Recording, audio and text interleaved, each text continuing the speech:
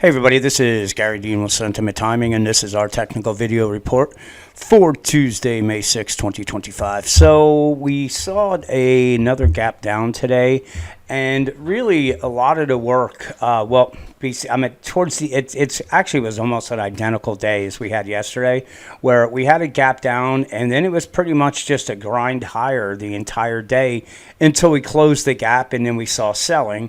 Gap down, grinded higher, closed the gap again, and then from there we went down, up, and then down again. So it's the Fed meeting's coming up tomorrow.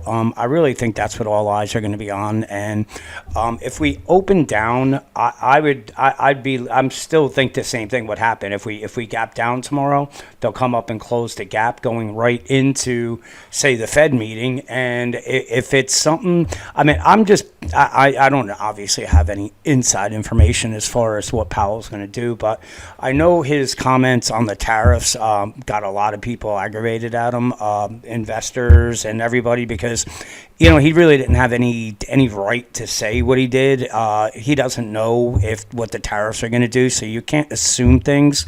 And it brought up really a lot of the skeletons he had in his closet, and people were talking about it. So I would guess he's going to be just a little more dovish tomorrow, and it just a little bit, not even, I don't think anybody expects him to lower rates tomorrow, but if he hints that, they're eyeing down doing 2 or 3 rate cuts throughout the year, that can send the S&P right back up to these levels and higher. So, these gap downs are getting filled, each one of them, and typically that it means that the move down is not that strong when you get a gap down and then there's buyers that come in to close the gap. And we've seen that twice. Typically, if it's a really, really weak market, let me see if I can find like something like this where we gap down, moved up a little bit, down again. This gap down was small, but there's, we have these where when we have the gap downs and they're not getting filled the same day, it tells you that okay, well, there's buyers that are stepping in on this, and they'll continue to do that. But we have to just kind of, like I've been saying, is we hit our upside target, so that was it. The only thing we're looking right now at is the time piece of it, and the fact that there's still some time left, in the bullish cycle on it. I believe that we broke. This is a wedge right here. It's not really that deep because it starts here, so that'd be looking for a move coming down to the 5501, which is a 23% retracement. That would fulfill this. You can see we broke through it, but we also have the moving average here. So if we come down here, I do believe buyers will be waiting again. And then what happens is we'll come up and either do a back test of the wedge that we broke and bring us up to this 5790 area. And hopefully that takes place during where we're looking at the cycle, the bullish cycle, the top. And from there, we'll be probably looking more on the short side, but waiting for confirmation, meaning that we'll be looking for support levels to break and then be used as resistance. That will be the confirmation that the top is probably in. And, from there, seeing a move all the way back down to the 5,000 level, or even testing these lows, would not surprise me at all once it's done, because we got, as I've been showing the premium members, or the put call ratio as well as the VIX are getting into areas where people are becoming very complacent with the market, even though it's been choppy, but each dip has been bid back up. And once they really turn bullish, that's probably when we're going to make the top, and they're all going to be chasing they're going to be buying each dip on the way down until they get forced out, and then we'll see another panic low.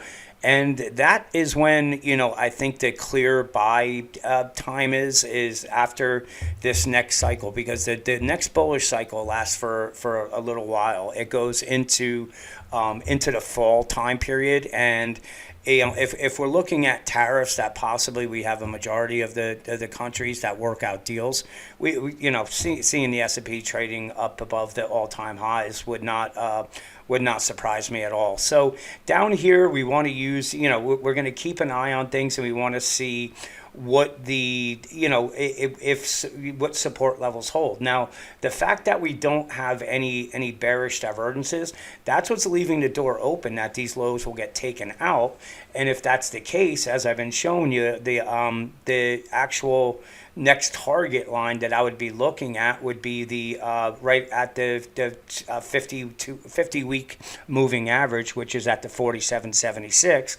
And if it goes a little deeper, then we're going to be looking down at the 4600. But I still think anywhere there is going to be it's going to be a really good buying opportunity, because as I said, I do not believe these are the highs and we will be taking them out. It's just a matter of how much, how deep we have to go with this to see. So for tomorrow, I'm open-minded with how they're going to open the market.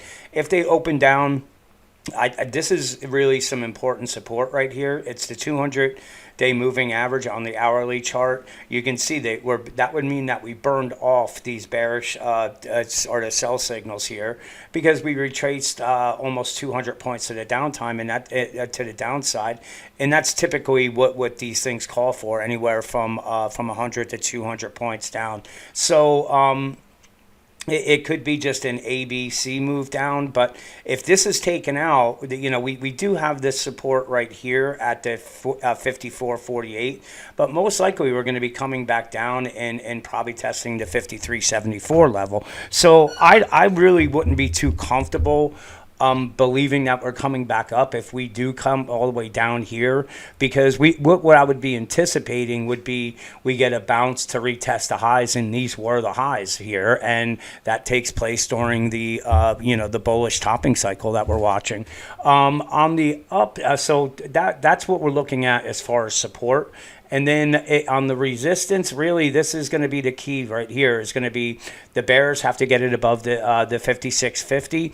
If they do, then we're coming up and we're going to be testing the 56.83 and then the highs that we made here at 57.02.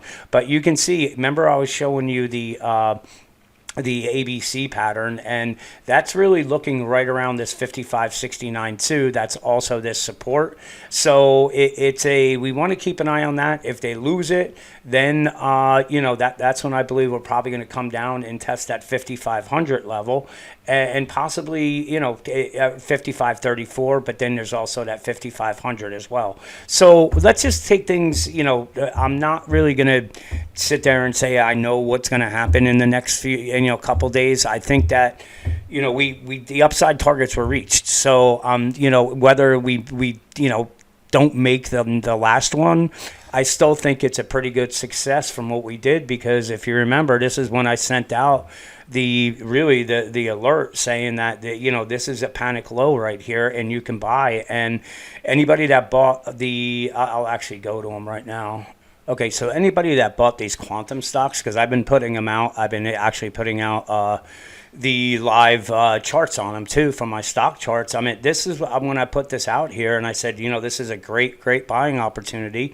And you're talking about from 589, and it made it all the way up to the highs here were 8. So that's almost a 40% increase on it. I don't have my calculator out, but it's a decent increase, even though it had some, there was definitely nail biters in it, but it still ended up coming up into the resistance area that I was looking at up here at the 810. So it was another decent, that's a decent trade. And then if we take a look at the RGTIW,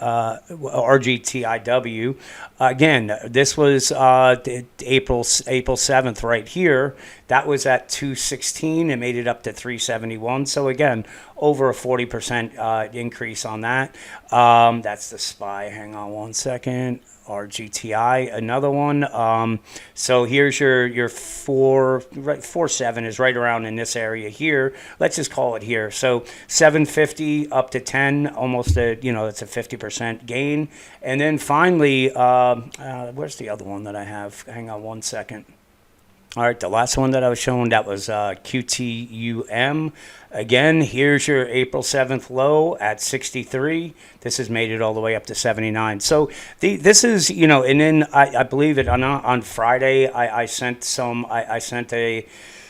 It was fund email out, but in the my regular premium, I was saying you want to be looking to take profits up here because we reached our upside target on the spiders, and so that was we hit the exact bottom here and the exact top here. So whether we get back into those or not, and it was really just to sell half of them because if we come back down, we are going to just use the half that we sold here to buy down here, or if it continues up, we're just going to let that ride and go from there. But things that it's worked out great. I'm not going to be greedy on this. Like I said, this was my upside target. It was 5650, then the 5700, and then up at the 5790. So if we miss those last 90 points and we're not long, hey, it's not, or we're not long 100%. I'm not really too worried about that, and we will simply just wait for the real low to be made to be loading up again. So let's see what plays out tomorrow. Have a great night, and I'll talk to you guys in the morning.